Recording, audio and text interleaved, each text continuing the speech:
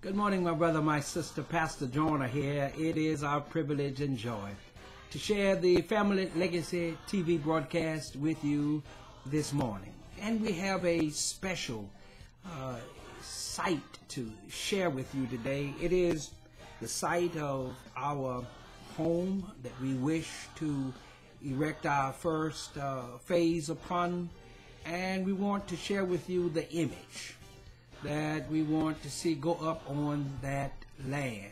So both the site as it is being expressed to you right now, that's, I guess in a sense, that's the dream land. That's the land of our dreams, of the Philadelphia Fellowship's dream, where we wish to see our first phase go up, our educational center. And we are able to show you a little image of that as well, that white building, yeah, you see it, and that is where we're on our way to. Presently we are meeting at the Murray Center, or Taste and See, there in the city of Norfolk, but our homeland is in Chesapeake, Virginia. We've had that land since 2001, and we have been in 11 different worship sites since 2000, our year of inception.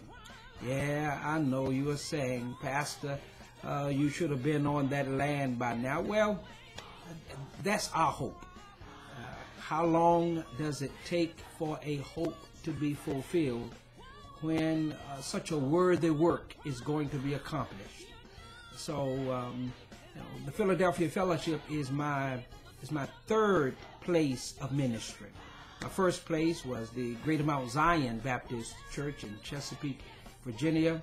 My second place was the Mount Lebanon Baptist Church in Norfolk. And since June 2000, we have been in the tutelage headship, the founding ministry, the church planter of the Philadelphia Fellowship, that has originated out of Revelation chapter 3, verses 7 through 13. There is an attitude that I have gained as a result of being in this planting of a church since the year 2000. And it is that I did not want, in a sense, a church of tradition, or a church of a usual nomenclature. I feel as though that God is carving a new level of ministry toward this time that we are passing through now, bereft with economic challenges, with climate changes, with political divide, and even with community upheaval that some in our own Hampton Roads community is experiencing right now. Even younger ages are at the throats of one another, and an aggressive allegiance to gangs and ties toward clannish and strong community dispositions that does not feed into the whole city life. It's part of the clientele of life and living that many of us are inclined to be a part of, fight against, preach against, and even see a sense of offensiveness on the part of those in that activity against those who, in a sense, want to thrive under a more righteous dimension. Now, out of that, I believe has grown for the kind of church that I see the Lord giving us at Philadelphia, a more covenant community church, where it is a momentous time of sharing during what is part of the labor pains of the end time. There's a more practice toward kingdom lifestyle that is quite apparent right now, more than just what some have called a Babylonian kind of ethic, wherein we have accepted the normalcy that has prevailed during this time that we are passing through now. But I believe it's quite evident in the election of President Obama for his second term, the kind of coalition that placed him back into office. There is another psyche, another spirit, another derivative of what used to be that we could term as a new normal. And it is at work in many congregations as well. And it's the kind of ethic that I believe God wishes for us to shape, to motivate, and to be used to bring it into a clearer focus. Even economically, there is another exercise that must be fulfilled. It has to best reflect, I believe, what was an example in the New Testament church in Acts chapter 2 verses 45 and Acts chapter 4 verses 32 through 35. And the practice of kingdom economics is the call that is rendered out of even Revelation chapter 18 verse 4 to come out of the practice of today's Babylonian system and the Babylonian appetite, the Babylonian mentality, the Babylonian lifestyle. And what is that? It is what has been normal, the banking system that has been normal, the relationships that have been normal.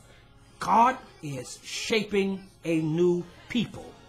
And it is out of this new culture that he is shaping, I believe, while on one side of it, it may seem so unrighteous to many, I believe God is developing a whole new righteous people that would usher him in during these times. Yes, it is as if that we will be reseeding, but what is the true holy seed that God is providing in such a lifestyle today?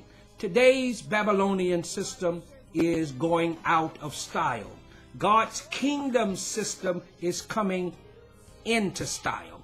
And it is in this context that yours truly and the Philadelphia Fellowship is making this overture to you. That is why we're on TV. That is why we're on internet radio. That is why we advertise like we are advertising, because we have to get the word out. This John the Baptist spirit must be in vogue. We must lift up our voice. It is no longer just church now. It's movement.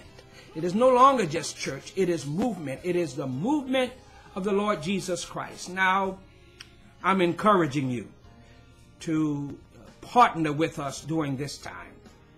I'm asking you, I'm making this appeal, partner with us this time. And we are utilizing one of the books that the Lord has given me to write. It is called Breaking Free from Financial Bondage. You see the caption of it, or the cover of it right up here, Breaking Free from Financial Bondage.